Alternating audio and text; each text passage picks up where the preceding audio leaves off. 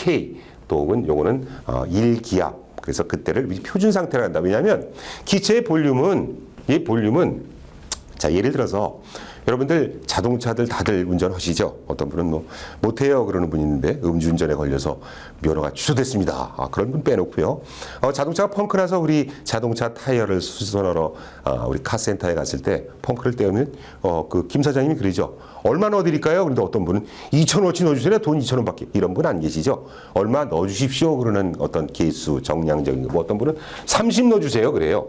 그죠? 30 넣어드릴까요? 35 넣어드릴까요? 이때 단위가 뭐죠? 압력을 표현하는 건데 바로 이걸 PSI라 그러죠.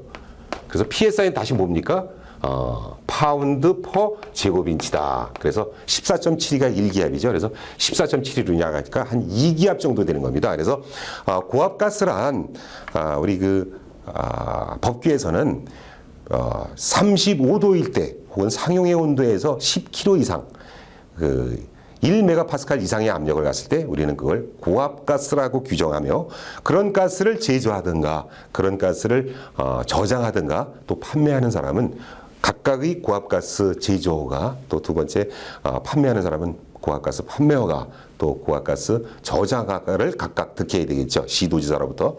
그런데 우리 카센터에서 펑펑펑 하는 그 압축기 컴프레셔를 사용하는 그분은 압축 공기이지만 압력이 약 한 2기압밖에 안 되죠. 그래서 그분은 고압가스 제조 허가를 득하지 않고 마음대로 써도 되는 겁니다. 그래서 고압가스는 35도 또는 상용의 온도에서 10kg 이상 되는 그런 상태를 갖는 가스를 우리는 고압가스다라고 규정을 해놨습니다. 그래서 사이다병에 들어있는 그런 탄산가스 퓨 나오죠. 압력은 같지만 그거는 고압가스의 범주에 포함시키지 않고 고압가스이지만 10kg가 안 되는 가스라고 규정을 해서 먹어도 되고 가지고 다녀도 되고 또 혹은 집안에 보관해도 그런 허가를 득하지 않아도 되는 거다. 자, 그래서 우리 기체 장소는 이렇게 구하도록 되어 있습니다. 자, 그래서 3페이지 보시면 우리 이상기체라고 얘기하는 아이디얼 가스 사실은 존재하지 않지만 우리가 계산하고 어떤 연산을 하기 위해서 그것을 우리는 이상기체라고 표현을 합니다. 이상기체란 완전가스라고 얘기를 하고요. 분자가 존재하는 공간에 비해서 최적이 무시될 수 있고 사실은 부피를 볼륨을 갖는데 우리 기체가 이렇게 있다면 기체 분자가 하나하나 갖고 있는데 이 기체의 분자는 무시하자 이거죠. 그 다음에 각각마다 기체가 잡아당기는 인력이 있는데 그것도 무시하자 이거죠. 그게 이상기체고요. 기체가 갖는 그 볼륨, 그 최적도 계산을 하고 기체가 아주 작은 인력이지만 그것도 연산을 했을 때 우리는 그거를 실제 기체 방정식이라고 얘기를 한다. 자, 이상기체는 그렇게 되어 있고요. 보일러나 냉동기 또 혹은 터빈 압축기 같은 이런 것들을 다 유체기계라 그런다 그랬죠. 유체기계에서 다양한 분야에서 공기나 수소, 산소, 헬륨, 수증기, 암모니아 등 이런 그런 것들을 동장 물질로 사용을 되고 하기 때문에 그런 특성을 파악하는 게 우리가 공부하는데 아주 중요한 것이다. 자, 보통 우리 공기 중에는 보통 이런 가스 중에는 공기나 산소, 수소, 헬륨 같은 이런 것들이 많이 사용되고 있죠. 여기 틀렸네요. 수소인데 수고라고 써 있어요. 내가 여러분들 가르친다고 수고한다고 이렇게 출판하는 데서 써줬나 봐요. 중간에 고생한다고. 감사합니다. 분자 간의 거리도 멀고 사실은 분자 간의 크기도 사실은 크기가 있어요. 여기 조그맣지만. 그죠? 있지만 무시하는 것들을 우리는 인력이 존재하지 않고 그럴 때를 우리 이상기체라고 얘기를 한다. 그러나 수증기나 또 암모니아, 프레온 같이 쉽게 액화되는 가스들은 분자력이나 분자의 용적도 사실은 계산을 해야 됩니다. 그래서 그것들은 우리 완전 가스, 이상기체로 파악하지 않고 불완전 가스 혹은 실제 기체로 계산을 한다. 자, 이상기체에 대한 분자 간의 인력을 보존한 식을 우리는 반데르 바알스식이라고 얘기를 한다. 그래서 실제 부피는 B-NB라고 쓸데가 없네요. 우리 실제 기체를 부피를 V라 그러면 여기다가 NB만큼을 사실 빼주는 거. 그죠? 요 부피에서 요거만 100개 부피는 빼줘야 되잖아요. 그래서 그 부피를 빼주고 그다음에 인력 존재하는 인력을 빼주는 게 그래서 하면 우리 그 책에 나와 있는 P 플러스 N분의 B제곱분의 N이라고 하는 그런 상수를 보다 적어주는 것들이 이상기체 방정식 반데르 바알스식이다. 그래서 정리하면 우리 이상기체 방정식은 이렇게 PV는 nRT를 쓸 수 있고, 그 다음에 반대로 바하스식은 압력에다가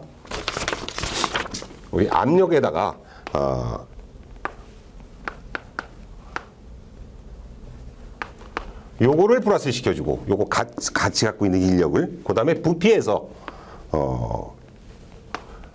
PV는 nRP인데 P항에서 압력항에서 이렇게 요걸 수정해주고, 그 다음에 B항에서 이렇게 가지고 있는 요 값을 구해주는 요식을 우리는 반데르 바하스식이라고 얘기를 합니다. 그래서 우리가 우리 그 가스를 취급하는 데서 가장 중요한 게 가스에서 필요한 그런 그 화학 법칙, 우리 기본이 이상기체 방정식하고, 그 다음에 가스가 가지고 있는 여러 가지 특성 중에서 우리가 취급하는 가스는 탄화수소를 주로 합니다. 탄화수소란, 탄소는 카본이니까 C고요. C고, 그 다음에 수소는 하이드로진, 그래서 H죠. 그래서 얘가 서로 몇 개씩 존재하면서 기체가 되기도 하고 액체가 되기도 하고 고체가 되기도 하죠. 그래서 그런 것들을 파악하는 데 필요한데, 우리가 그 화학을 할 때 기본적으로 하는 게 화학식입니다. 그래서 어떤 물체를 각각마다 잘게 잘라서 더 안 잘라질 때 그 상태를 우리는 원자 하나하나를 원소라고 얘기하는데, 걔들을 아주 작은 것부터 이렇게 테이블로 나눠놨습니다. 그래서 가장 1번이 누구죠? 수소죠. 번호 1번. 재밌는 게 번호에다 곱하기 2를 하면 무게가 나옵니다. 웨이트가. 그래서 수소만 번호가 1번이고 무게도 1g이고요. 그 다음에 두 번째가 뭐죠? 헬륨이죠. 그래서 화학을 할 때 한 달 동안은 수헬리, 배, 붕탄, 질산, 불레, 남아알규 이걸 쭉 외우는 건데 우리 다 필요 없습니다. 수소 1번과 그 다음에 2번 헬륨 뭐 다 하는 거고요. 그 다음에 탄, 질, 산 해서 6번, 7번, 8번 탄, 질, 산 번호가 6번, 7번, 8번입니다. 자, 오늘 외우는 겁니다. 탄, 질, 산 6번, 7번, 8번. 자, 팁 하나. 번호에다가 곱하기 1을 하면 뭐가 나온다 그랬죠? 무게가 나오죠. 자, 산소 하나가 8번이니까 무게가 얼마입니까? 16g. 질소는요? 14g.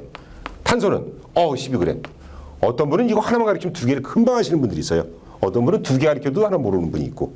자, 그래서 오늘의 팁. 아보가드로의 법칙. 어디? 경기도 파주에서 22.4리터를 기체 22.4리터를 1몰이라 그런다 하고, 무게는 6번, 7번, 8번이 탄질산이다. 6번, 7번, 8번이니까 무게는 12g, 14g, 16g이다. 자, 그럼 계산해 보는 거예요, 이제. 요런 각각을 우리 원자라 그랬고요. 요게 어떤 단물질 또 혹은 딴 것과 이렇게 복합적으로 혼합돼서 분자를 이루는데, 우리 메탄가스 CH4죠. 탄소 1개와 수소 4개가 모여서 메탄이라는 분자를 형성했습니다. 얼마나 했습니까? 자, 웨이트하고 볼륨이 있는데, 볼륨은 1몰이니까 이게 1몰 아닙니까? 이건 2몰이고, 그래서 1몰은 부피 얼마? 아보가드로가 22.4리터라 그러더라. 그죠? 누가? 파주에서. 웨이트는 얼마입니까? 계산해보면 되죠, 이제. 실제로 이걸 풍선같이 아주 가벼운 그런 물체에다 담아서 저울에다 올려놔도 됩니다. 하지만 저울이 없죠, 우리가. 그래서 우리는 이걸 계산할 수 있습니다. 탄소 하나가 무게가 얼마입니까? 여기 있죠. 6번이니까 12g 플러스 요거는 1번이고 번호 곱하기 2, 그 번호하고 무게하고 같죠, 수소는. 그래서 12 플러스 4 하니까 16g이다. 그죠? 그래서 메탄가스는 무게 웨이트는 질량은 16g이고 부피는 22.4리터다. 요거를 완전히 이해하면 됩니다. 그래서 어떤 얘기냐? 자, 우리 비중이 얼마입니까? 그러면 비중은 비교한 무게입니다. 비중이란 뭐에 비교한 겁니까? 자, 기체는 공기에다 비교하고 그 다음에 액체는 물에다 비교를 합니다. 그래서 공기는 무게가 얼마입니까? 한 몰이 부피는 22.4리터, 무게는 얼마? 29g. 그죠? 왜 29g이 나올까요? 그거는 숙제. 다음 시간에 왜 29g이 나오는지 다 알고 오기. 그죠? 그래서 29g이 그래서 나오는구나. 이해가 되면요. 자, 메탄가스의 비중은 얼마입니까? 그러니까 메탄가스 1몰은 무게가 16g. 공기는 얼마입니까? 29. 그래서 16을 29로 나누니까 0.625가 나오더라. 그래서 메탄가스의 비중은 0.625고 얘는 누설되면 하늘로 날아간다. 그래서 어디다 달아야 됩니까? 가스 누설 경보기를 천정 또는 천장에서 30cm 이내에다 단다. 그럼 하나 또 외웠죠 오늘? 경보기의 설치 위치는 연소기기의 4m 이내에 한 개씩, 또 가벼운 가스는 비중이 가벼운, 1보다 적은 가스는 천정에서 30cm 이내, 또 프로판가스 해봅시다. 프로판가스는 C3HA거든요. 자, C가 3개니까 얼마입니까? 12가 3개 있으니까 36g 플러스 H가 8개니까 바로 8이죠. 그러니까 44g. 이야, 많이 무겁구나 얘보다. 29로 나누니까 1.52. 자, 얘는 대기 중에 누설되면 바닥으로 가라앉죠. 그래서 프로판가스는 가스 누설 경보기를 연소기 주기 4m 이내에 하나씩. 이래서 이게 홀인데 연소기가 여기 끝에 하나 있고 저 끝에 하나 있으면 그 사이가 4m 이내일 경우는 4m니까 8m 이내일 경우는 하나만 붙어 있죠. 중간에. 하지만 그게 10m 떨어져 있다면 각각 여기 주위에 하나, 그쪽 주위에 하나, 두 개를 달아야 되는 겁니다. 어디다 답니까? 얘는 비중이 무겁기 때문에 바닥에서 30cm 이내. 얘는 비중이 가볍기 때문에 천정에서 30cm 이내에 설치를 한다. 이런 것들이 바로 비중입니다. 그러면 제가 이제 가스를 오랫동안 했습니다. 그래서 뭐 아는 분들도 다양한 분야에 아주 많아요. 그래서 어떤 때 지나가면 우리 동네 돈가스집 사장도 저한테 아는 척하고, 또 프로판가스를 오랫동안 했던 김 사장님도 저한테 문의 전화도 오고 뭐 잘 있냐, 뭐 어제 술은 안 먹었냐 이런 전화가 잘 오는데, 그분이 그 프로판가스는 액화 상태로 있죠. 쉽게 액화되기 때문에 용기 속에 액화 상태로 보관하고 판매되고 있습니다. 그런데 그 가스를 여태껏까지는 약 한 20년 전까지는 용기에다 담은 상태로 주부들이 주문할 때 한 통 주세요, 한 깡통 주세요. 얼마나 거예요? 이만한 거예요. 20kg구나 라고 해서 액화 상태로 다 팔았습니다. 그래서 용기 내부에 이만큼이 액으로 들어있는 이런 상태예요. 그래서 얘는 달아서 팔았습니다. 우리가 마치 정육점이나 쌀을 사러 갈 때 정육점 가고 고기 주세요. 얼마큼 줄까요? 10,000원 주세요. 물론 이런 분들도 있지만 한 근 주세요. 그죠? 한 근 주세요. 그렇게 할 텐데 한 근 이렇게 주면 그분도 안 달고 그렇게 뭐 오래서 덜컥 잘라주면 한 근 될 겁니다. 그럼 맞을 거예요. 그러고서 하는 분 없죠. 저울에다 올려놓고 계량을 해서 계측하는 거죠. 그것도 그러고 사올 텐데, 마찬가지로 프로판가스도 저울에다 올려놓고 이만큼 넘으면 저울 눈금이 딱 떨어지면 그만큼 담아서 파는 겁니다. 근데 이런 것들을 여러 가지 공급의 안정성, 또 혹은 가스를 통으로 사다 보니까 밤에 사용하다 떨어지는 거예요. 그래서 약 한 20년 전쯤에 정책적으로 요거를 정량제 판매에서 최적 판매 시스템으로 바꿨습니다. 그래서 마치 도시가스를 쓸 때 우리 적산 미타기에서 흘러나간 그 유량을 체크해서 가스 요금을 고지하듯이 얘도 가스가 나가서 그것을 사용된 것을 체킹해서 적산해서 받도록 하는 그런 시스템을 했습니다. 근데 문제는 뭐냐? 20kg를 갖다 주고 돈을 20kg 값 받았는데 이제 최적제로 바뀌었다 이거예요. 저게 우리 좀 지워야 되겠네요.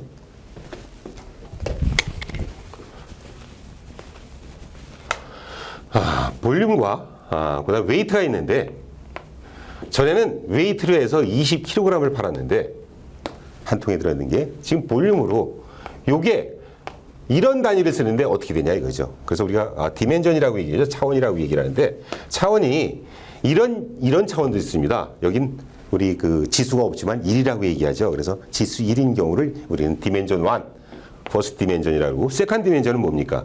여기다 지수 2가 붙죠. 그러면 요거는 이만큼 차원이 길이 차원이고, 그 다음에 얘는 이거하고 곱한 겁니다. 그러니까 이런 차원이 나오겠죠. 면적이. 그죠? 거기다가 한 차원을 더 곱한다. 그래서 3차원이에요, 이게 이제. 이만큼의 부피. 이만큼의 부피를 얘기한다 이거죠. 그래서 이만큼 그릇을 떠와서 우리 콘크리트를 살 때 레미콘 회사에다가 3루베 갖다 주세요. 그럼 그 차가 3루베입니다. 그래서 1루베는 얼마냐? 가로 세로 높이가 이만큼 됐어. 이만큼 덩어리를 우리는 1루베. 이걸 스퀘어미터, 얘를 큐빅미터라고 얘기를 합니다. 그래서 부피를 얘기하는 거예요. 부피 1루베는 가로 1m, 세로 1m, 높이 이만큼 박스 그만한 거 있죠? 그게 1루베다. 그 다음에 얘는 얼마? 루베를 우리는 이제 일본만식인데 표현을 현장에서 루베라 그래요.